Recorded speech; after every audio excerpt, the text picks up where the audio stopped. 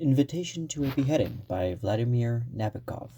Uh, yeah, this was a quite a ride. Definitely, very, very, like jam packed, full of like meaning and subtext, and just layered with all kinds of just like certain things, like it's self kind of um, semi autobiographical elements of Nabokov's own life, especially like his struggle with like insomnia and like his. There's a quote by him that something to the effect of that he felt like sleep was like this strange, like was like this sick fraternity of like of giving up your hours. Like it was like something that he never quite understood, and that he was jealous of somebody on like a on a train who is like able to fall asleep and nestle into the arms of their newspapers, something to that effect, put a lot more eloquently. But yeah, definitely he this is a little bit harder to explain, but it is about a man by the name of Cincinnatus, which is strange because the rest of the kind of I don't know if this is one of his more stereotypically Russian novels, Russian American author, in that he was born in 1899 in Russia.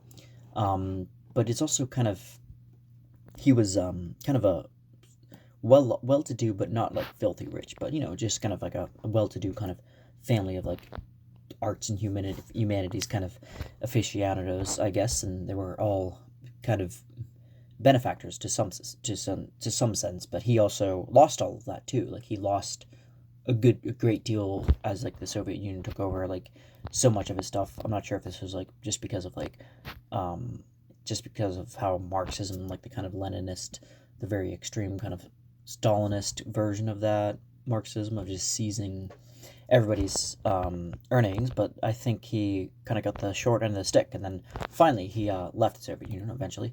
But this was written in 1935 and published in 1936, I believe. So serially, and he talks kind of again like a little bit reflective of himself. Like Cincinnatus is a little bit, but the name is interesting because there's characters of Rodion, which made me think like he might be a reference to Rodion Raskolnikov, but maybe it's a popular enough Russian name that it's not necessarily from Crime and Punishment, but yeah, the so it's kind of narrated in an interesting kind of third person way, where the omniscient narrator kind of switches between mainly kind of dwelling on Cincinnatus because he's like the brunt of the story is obviously surrounding around him and his execution. And yeah, I think the name of the novel originally was something else. Was something less. It was Invitation to a Beheading. Was something a little bit less indicative of execution. It was more like in invitation to a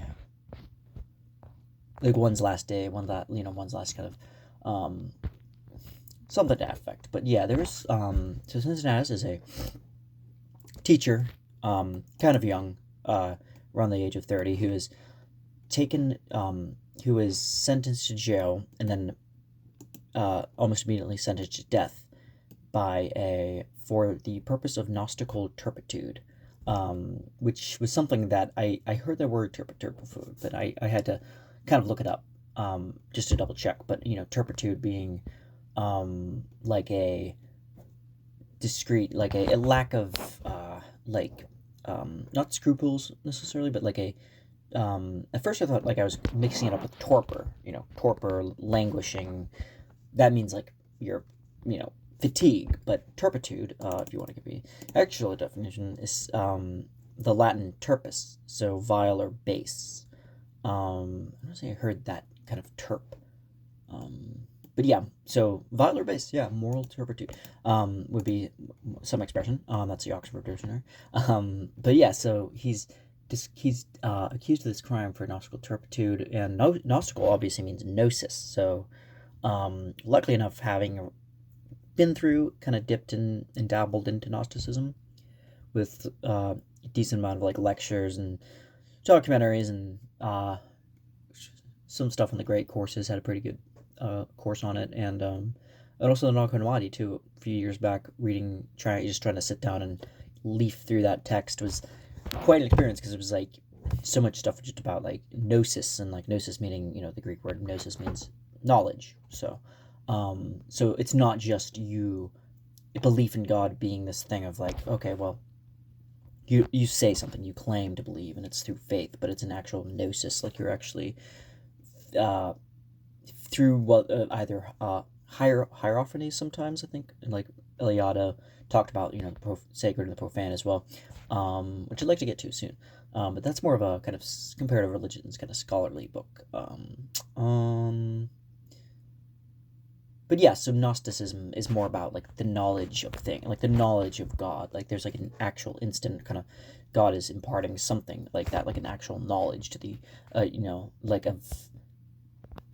It's not like a mystery left in. It's like an actual you are getting like, but it takes a while to get. Like it takes a long time to kind of get there. You have to deny the self. You have to deny the body. You have to be something of an ascetic, which is oddly enough kind of what.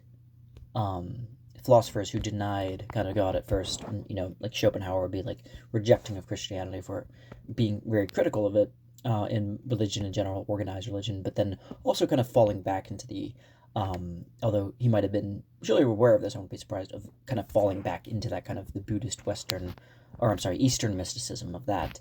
And there's some overlaps, like Zoroastrianism has a clear kind of demarcation line of good and evil, I believe, and with Prophet Zoroaster, and Manichaeism, I think, has also a pretty clear thing. And I think one of those two religions is like something that St. Augustus was in. And because of that, there was like a kind of, he was like, he had to kind of give those up, and then he thought he was like, those were like heresies, I guess, for him. Way back in what 500 AD. So anyway, but yeah, so Cincinnatus is there's something about like they say it's like he's unable to blend in with those around him, and he's unable to kind of integrate and like into the community of people around him. So that's why he's like described as having like a certain peculiarity to him, and that kind of you get like the deep kind of you get the a deep dive into the the psychology of his like what he's going through, and there's like you get like a sense that he is different, like he's like not present, and this is like maybe that's where the Gnostic turpitude comes from, because it almost sounds like a little bit like a joke at like a cruel joke at first. And so yeah, there is um the he's given, so this is over the course of 20 days that he waits, and he's never told this, like he's every time this is where the Kafkaesque kind of the comparisons come from, although Nabokov claimed not to have read Kafka until like later on, to maybe his middle age about, and so all these things were kind of like maybe just kind of incidental little things, which I love that kind of when you're kind of maybe so close in spirit already, I guess, to another writer, like somebody like Kafka.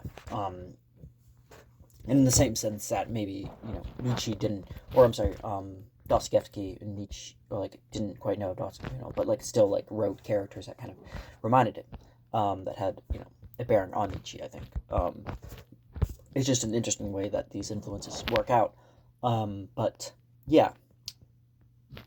And so Rodion is the jailer, and he's like very kind of affable and like nice, but also kind of a little bit playing the same game as everybody else. Everybody else seems to be playing the same game of like biding him time and not delaying the execution, and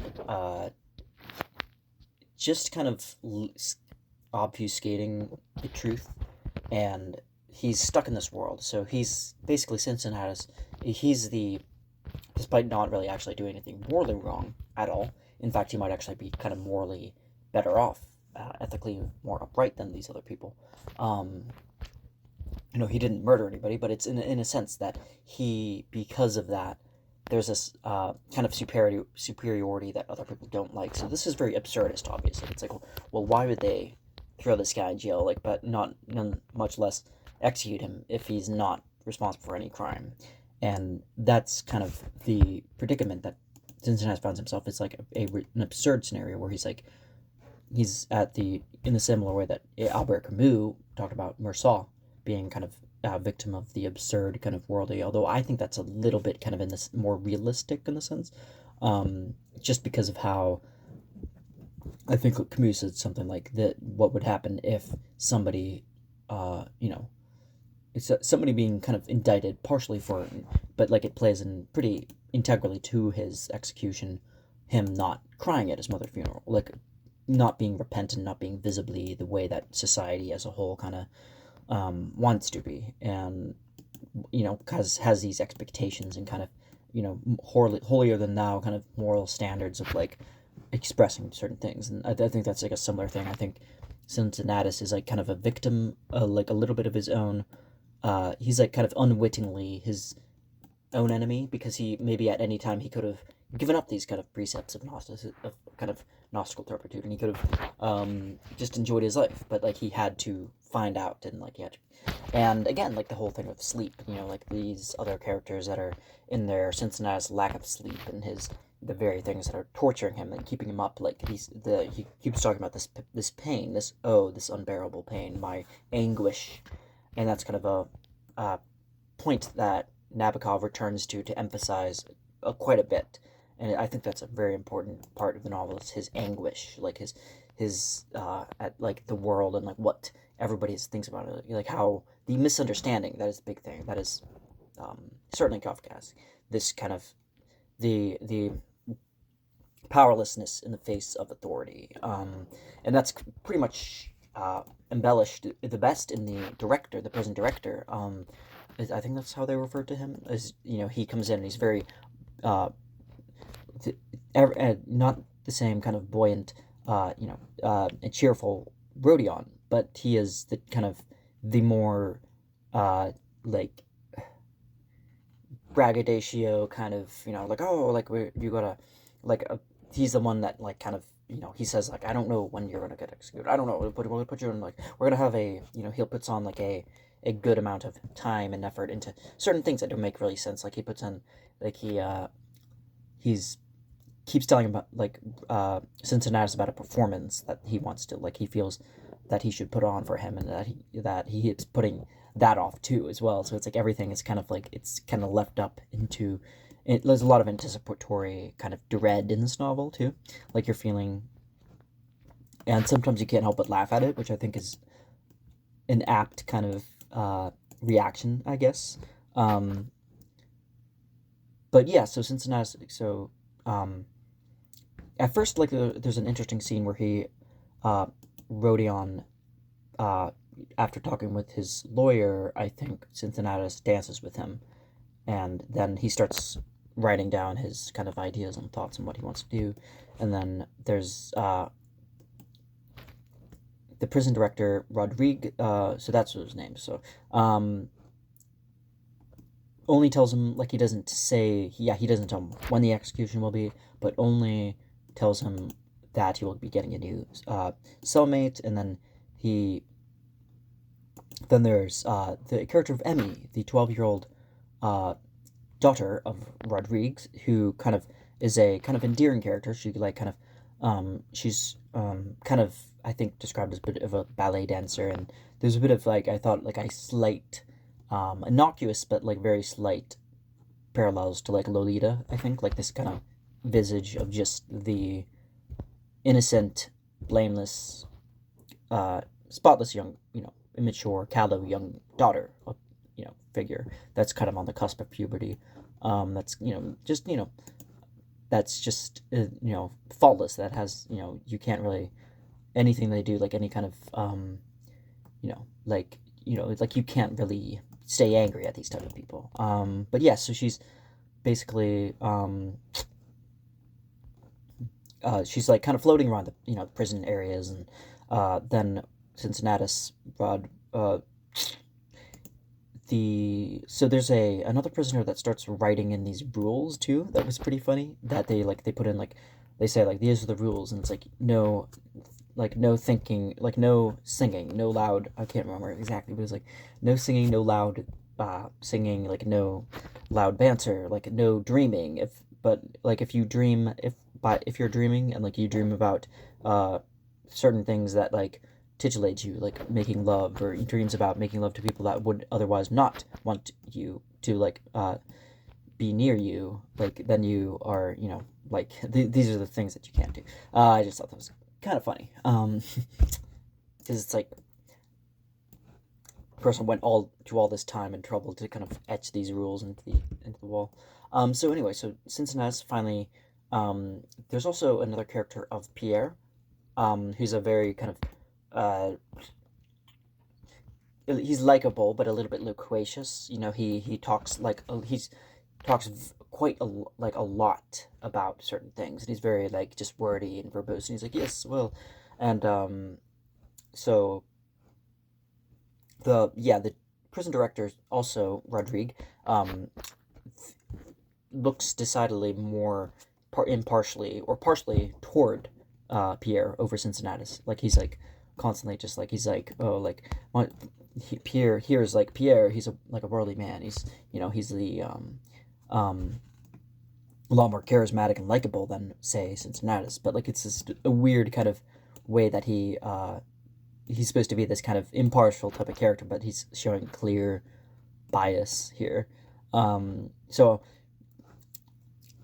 about halfway through his imprisonment, Cincinnatus is like keeps going back and forth, oscillating between writing and then confessing all these like very tumultuous emotions within him, and goes on about his anguish too, and then he wished that he just wished the world wouldn't be so fickle, and that they would think a little bit more, and that if they did think about their existence and like this whole this that is ripe with meaning, that there's so much more to understand, and that this world of appearances, like that we see is but a figment, it's like a figment of our imagination, like it's put on, and that he just keeps going on about this, and so but it's like a kind of like an interesting back and forth, because it's like you get these intense like inner thoughts that are very desperate and anguishing, and then you get like the kind of opposite of that, like you get like kind of this buoyant, charming, and the rest of the characters of Rodion, who's kind of careless and kind of lackluster, but at the same time likable, and funny. He has a good sense of humor, and has a predilection for dancing. And then you have Pierre, who's equally, if not more, kind of charismatic, and then putting on these like long kind of dialogues. It's just interesting. And then you have the prison directors, kind of like very picky and like like this authority figure that's just kind of inevitably against Cincinnatus. Like he has it out for him. But anyway, so there's Cincinnatus, and then so there's another thing I forgot to mention about Cincinnatus' wife. She was her wife? It was Martha, right? I think the Martha means it was Martha. Yeah, the wife. She was. Yes, Martha was an interesting character that he came to know in his youth, and I think eventually kind of was able to form a relationship with, a rapport, and they soon fell in love, but she ended up being unfaithful to him, and then eventually, even like throughout the novel, she also starts kind of like forming, little trysts with like Rodion and the prison director too. It's just like, so she's like kind of like always, and but she's always like characterized as having like a youthful kind of ageless beauty to her, and that that every now and then like as the like as the days go on, Cincinnatus like talks about like reminisces over Martha, and like how they have like their kids, and they long to be back with them, but then once she visits, it's kind of like a confusing kind of contradiction where she's I think near the end it starts getting like there's a lot of bickering and arguing, and they kind of just go back to that kind of thing where it's like, well, maybe it's better not if he didn't go back home. But yeah, he's Cincinnatus sends a letter, kind of an impassioned letter, as one would imagine, and yeah, there's she basically wants him to repent for all these like infractions that she feels that Sinchas did. But again, there's like a misunderstanding, I think. So he ends up kind of like writing her off and, just kind of resorting back to his cell. And then, but I think there's another time when Cincinnatus's mother wishes, and he hears like, then he starts hearing, I think like his mother's the only one that isn't quite as, like brutally honest with him, or like isn't inclined to be like bickering or arguing. But yeah, so he starts hearing very strange things that night, and the basically people are, it's been, he's deduced that Pierre, his cellmate, or not his cellmate, but a few cells down, is digging a hole that's like, Shawshank Redemption style stuff, and he's like digging it through the rest, the length of the assumably the prison, to get out of, obviously, someone might suspect. But yeah, he's digging a tunnel. Not only that, but he's digging a tunnel between their cells, I guess. So Pierre then invites Cincinnatus to join him in his one. And he's like, oh, hello, like, and he's like, but then Emmy, the little girl, is in a dining room, and then the prison, director Rodrigue is eating dinner, and then they're eating with Pierre, like just totally impervious to the fact that he's just like, right, just moments prior was just like digging through the whole turtle. And then Cincinnati is invited too, but then he ends up, but Rodrigue instead hands him this something about album, like a photo album, I think, that basically is just talks about, that's kind of just recording his daughter's his life, basically. And it's like, it's so kind of like, there's nothing really happens, nobody really escapes, like it's kind of like circuitous, kind of amping up kind of, the expectations to come. So anyway, so the final day is finally when Cincinnatus' execution is basically, they clean out his cell and they kick him out. They then there's also a spider there, and then I love the way Nabokov like describes that, like just like very like this terrifying kind of revolting kind of thing that was like, but the spider was actually revealed to just be a child's toy, pretty much. And then but scared nonetheless, Cincinnati is taken by a carriage to the middle of the town, and then all the townspeople are gathering around, and he's like, like kind of almost even like reminiscent of like French style revolution beheadings, where people would actually gather around, and probably took place throughout, I'd imagine throughout, like, at least as, like during the 1850s or 60s, probably for even longer. But like just like the fact of like the spectacle of an execution being, something that people would join in with.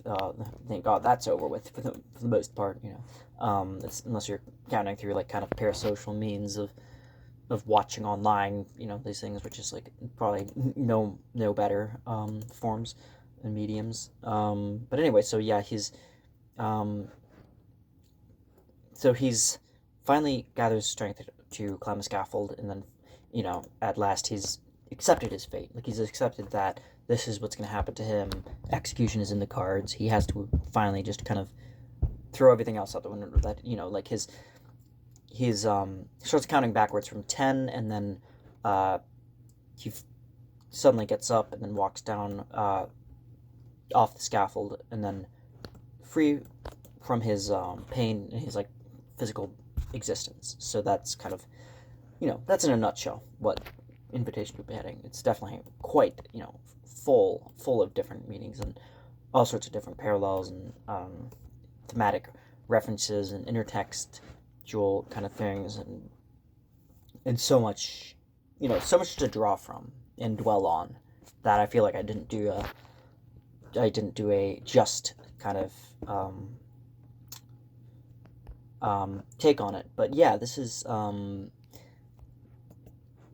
think that's all I have for Invitation to a Beheading by Vladimir Nabokov.